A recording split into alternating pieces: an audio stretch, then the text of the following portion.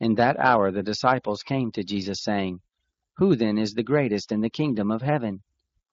Jesus called a little child to himself, and set him in the midst of them, and said, Most assuredly I tell you, unless you turn and become as little children, you will in no way enter into the kingdom of heaven.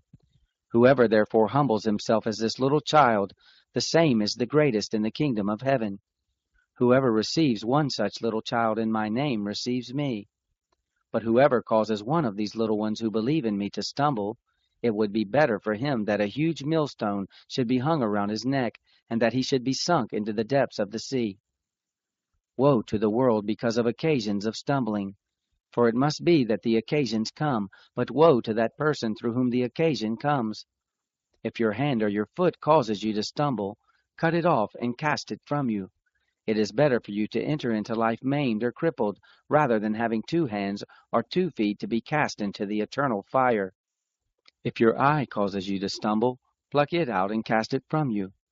It is better for you to enter into life with 1 eye, rather than having 2 eyes to be cast into the Gehenna of fire.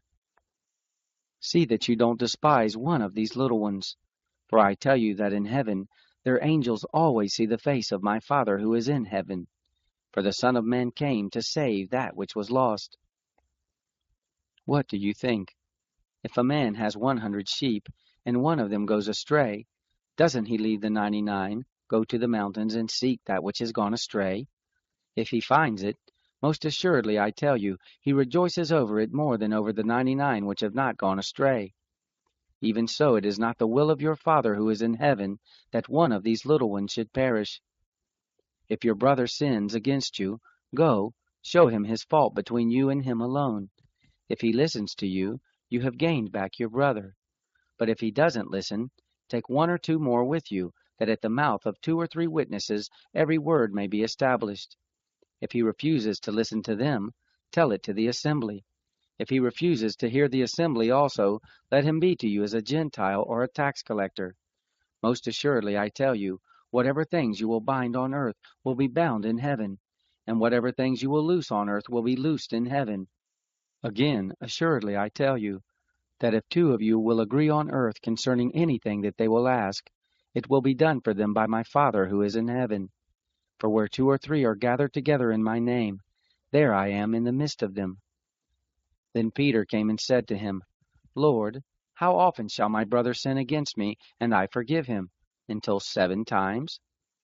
Jesus said to him, I don't tell you until 7 times, but until 70 times 7. Therefore the kingdom of heaven is like a certain king, who wanted to reconcile accounts with his servants. When he had begun to reconcile, one was brought to him who owed him 10,000 talents. But because he couldn't pay, his Lord commanded him to be sold, with his wife, his children, and all that he had, and payment to be made. The servant therefore fell down and kneeled before him, saying, Lord, have patience with me, and I will repay you all. The Lord of that servant, being moved with compassion, released him, and forgave him the debt. But that servant went out, and found one of his fellow servants who owed him 100 denarii, and he grabbed him, and took him by the throat, saying, Pay me what you owe. So his fellow servant fell down at his feet and begged him, saying, Have patience with me, and I will repay you. He would not, but went and cast him into prison, until he should pay back that which was due.